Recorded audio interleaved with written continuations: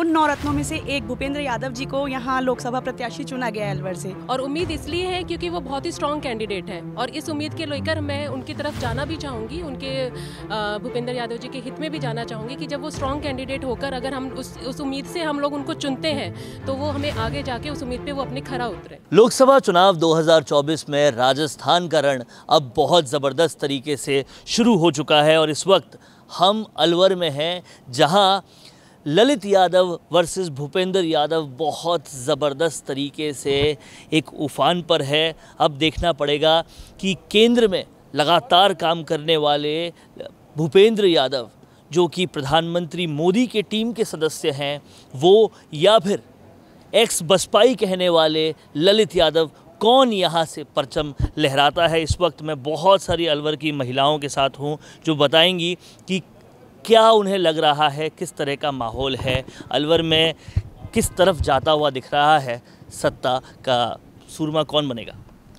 ये तो वोटिंग के बाद ही पता लगेगा, लेकिन जहाँ तक हम लोगों का सबका रुझान है, चाहते हैं कि बीजेपी वापस से सत्ता में आए और जिस तरीके से देश का विकास हो रहा है उसी तरीके से उस विकास को आगे बढ़ाएं और बहुत आगे लेके जाएं।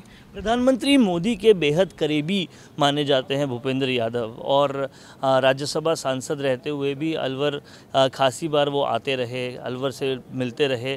क्या लगता है आपको, जब विकास की तरफ देखते हैं तो कौन विकास कराएगा? क्या कांग्रेस के मुंडावर के विधायक रहते हुए ललित यादव को अगर संसद जाने का मौका मिले वो कराएंगे, या फिर लगातार मोदी जी के टीम के अहम सदस्य रहने वाले भूपेंद्र यादव कराएंगे? मेरे हिसाब से देखिए, भूपेंद्र यादव जी का मुझे लगता है कि विकास के लिए वो बिल्कुल सही पर्सन है अगर हम लोग अगर इलेक्शन के बारे में अगर सोचते हैं। लेकिन अगर अलवर के विकास के बारे में बात करें हम, तो अभी तक मुझे ऐसा लगा नहीं है कि अभी तक जो भी हमारे यहाँ से सांसद रहे हैं तो इतना विकास हम लोग कहीं ना कहीं पिछड़े हैं। तो हमारी उम्मीद है उनसे, और उम्मीद इसलिए है क्योंकि वो बहुत ही स्ट्रॉन्ग कैंडिडेट है और इस उम्मीद के लेकर मैं उनकी तरफ जाना भी चाहूँगी, उनके भूपेंद्र यादव जी के हित में भी जाना चाहूँगी कि जब वो स्ट्रॉन्ग कैंडिडेट होकर अगर हम उस उम्मीद से हम लोग उनको चुनते हैं तो वो हमें आगे जाके उस उम्मीद पे वो अपने खरा उतरे, उम्मीद पर खरा उतरे। लेकिन भूपेंद्र यादव जी के लिए कहीं ना कहीं कांग्रेस एक आरोप लगाती रही है कि ये तो बाहरी हैं, ये तो बाहर से आए हैं, जबकि ललित यादव जो हैं वो कांग्रेस के यहाँ मुंडावर के विधायक हैं। पर दूसरी तरफ जब हम लोगों ने रिसर्च की तो पता चलता है पीएम लेड फंड से काफ़ी काम उन्होंने करवाया राज्यसभा सांसद होते हुए। 40 साल से भी पुराना अलवर से रिश्ता है, पढ़ाई उन्होंने यहाँ से की है। आपको क्या लगता है, जब आम गृहिणी, आम महिला के तौर पर आप इस पूरे इलेक्शन के तैयारी को देखती हैं? देखिए भूपेंद्र, इसमें तो कोई डाउट ही नहीं है कि भूपेंद्र यादव जी मोदी जी के 9 रत्नों में से एक हैं और ये अलवर के लिए बहुत ही सौभाग्य की बात है कि उन 9 रत्नों में से एक भूपेंद्र यादव जी को यहाँ लोकसभा प्रत्याशी चुना गया है अलवर से। तो मैं यही कहना चाहूँगी कि अलवर की तरफ से, हमारी सबकी तरफ से भूपेंद्र यादव जी को पूरा सहयोग है। आपका कहना है कि भूपेंद्र यादव 9 रत्नों में से एक है, चाहे उत्तर प्रदेश हो या दूसरे कई सारे राज्यों के प्रभारी बनकर जो रिज़ल्ट भाजपा में दिए हैं भूपेंद्र यादव ने, उससे कहीं ना कहीं बहुत करीबी वो हैं प्रधानमंत्री मोदी के भी, और इस तरह से कई उम्मीद जग कर आ रही है कि वो जो काम कराएंगे शायद और कोई नहीं करा पाएगा। क्या कहना है आपका, क्या उम्मीदें हैं भूपेंद्र यादव जी? हाँ, हमें लगता है कि भूपेंद्र यादव जी इस बार हमें खरे उतरेंगे इस बार और वो ही जीतेंगे।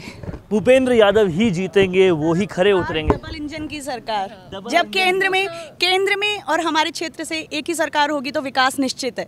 विकास निश्चित है। आप अंदर बाहर की बात कर रहे हैं, देखिए बाहरी होने का कोई, भारतीय होना ज़रूरी है। भारतीय होना ज़रूरी है। यहाँ भूपेंद्र यादव जी लगातार अपनी स्पीच से एक और भी बात कहते रहे हैं कि जब अमेठी में लड़कर वायनाड चले जाते हैं राहुल गांधी तो कांग्रेस के लिए वो बाहरी नहीं होते, और राजस्थान का बेटा जो पढ़ा अलवर से है, जिन्होंने एमपी लेड फंड का काम सारा अलवर में कराया है, वो बाहरी कैसे हो जाता है।